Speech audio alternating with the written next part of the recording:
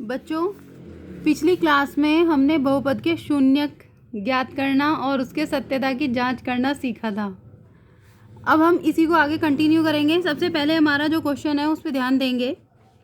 यदि बहुपद बराबर 2x² + 3x + लैम्डा का एक शून्यक 1/2 है तो हमें उसमें किसका मान निकालना है? लैम्डा का मान निकालना है। ठीक है, सबसे पहले हमने क्या करना है, क्वेश्चन को ध्यान से पढ़ना है। ध्यान से पढ़ने के बाद हम देखेंगे हमें इसमें एक बहुपद दिया गया है। इस बहुपद को आप मान लेंगे px के बराबर। ये px बराबर है 2x² + 3x + लैम्डा। उसके बाद क्वेश्चन में आगे चलो। आगे आपको दिया है एक शून्यक। शून्यक का मान कितना है? 1/2। आपने लिख दिया शून्यक कितना दिया गया है हमें? 1/2। इसका मतलब है कि जहाँ जहाँ x है इक्वेशन में वहाँ वहाँ आप x की जगह क्या रखेंगे? 1/2। तो देखो x की जगह 1/2 रखा, x की जगह 1/2, x की जगह 1/2 और प्लस लैम्डा। ठीक है, ये पूरी हमारी इक्वेशन बन गई। और ये हमने लास्ट टाइम भी क्लास में पढ़ा था कि जब भी हमें कभी भी किसी भी इक्वेशन में शून्यक को निकालना है तो उसमें हम उस बहुपद को किसके इक्वल रखते हैं? शून्यक ज्ञात करने के लिए 0 के इक्वल। तो इसका मतलब हमारी पूरी की पूरी इक्वेशन किसके इक्वल हो जाएगी? 0 के इक्वल।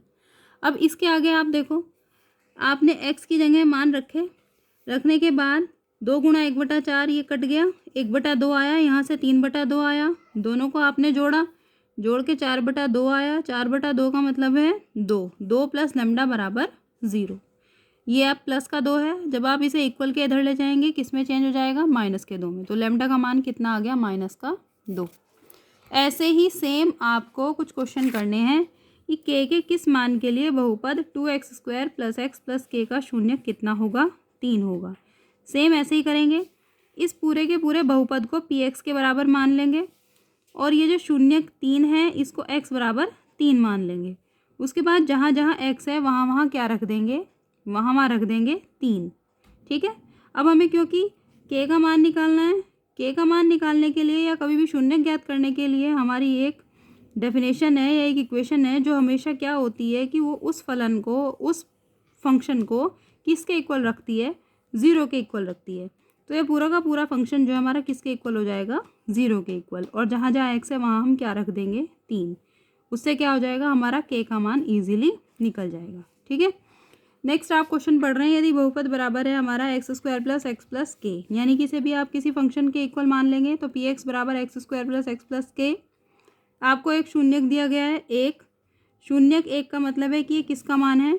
x का मान है 1। जहाँ जहाँ इक्वेशन में x है वहाँ क्या रख देंगे? 1 रख देंगे। इस पूरे के पूरे बहुपद को किसके इक्वल रखेंगे? 0 के इक्वल रखेंगे। x का मान साथ साथ k रखेंगे और किसका मान निकल जाएगा? k का मान। बहुत इंपॉर्टेंट क्वेश्चन है, एग्जाम में अक्सर ये क्वेश्चंस आते हैं। नेक्स्ट है आपका इसी तरीके से कि यदि द्विघात बहुपद आपको कितना दे रखा है? k - 1 x² + kx + 1 के शून्यकों में से एक शून्यक आपको -3 दिया है। यानी कि ये तो आपका पूरा का पूरा फंक्शन है जिसे हम px के बराबर मान लेंगे। और ये क्या है? एक शून्यक है। शून्यक का मतलब है x बराबर -3 है। तो इसका मतलब जहाँ जहाँ x है वहाँ वहाँ क्या रखेंगे?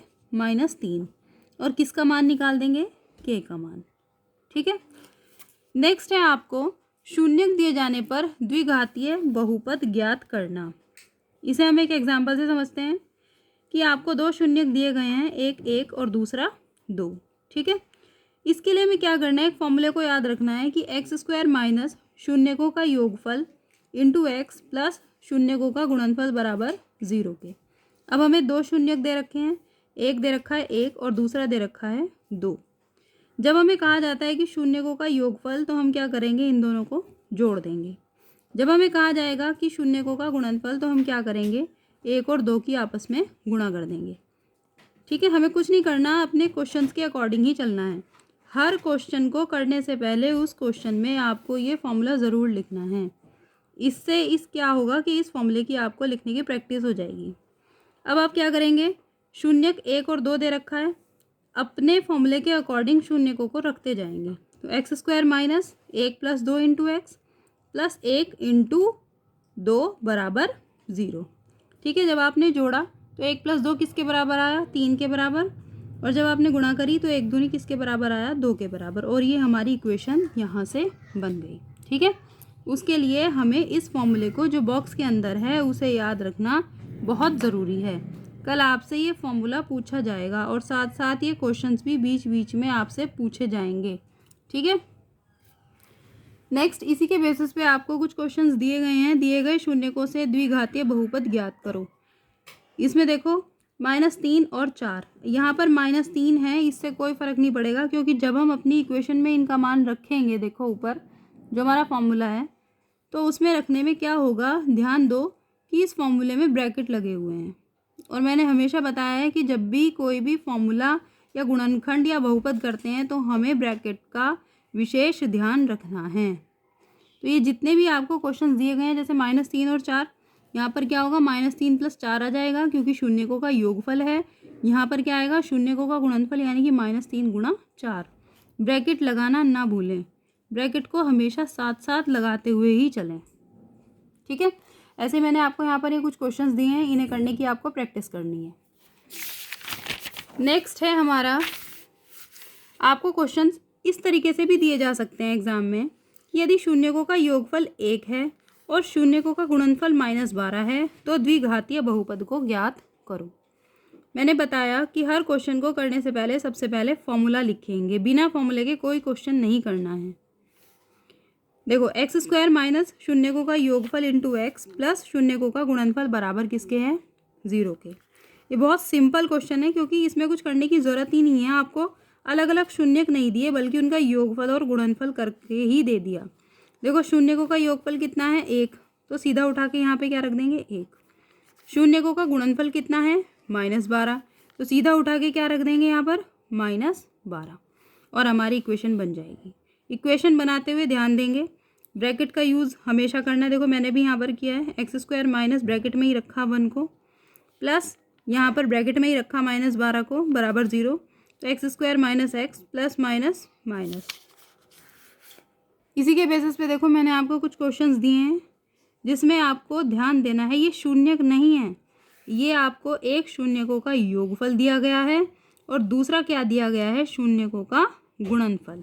हर क्वेश्चन में ऐसे ही है कि एक है शून्यकों का योगफल और दूसरा है शून्यकों का गुणनफल, और आपको सीधा सीधा यानी कि डायरेक्टली आपको अपने फॉर्मूले में रखना है और इन क्वेश्चंस को सॉल्व करना है।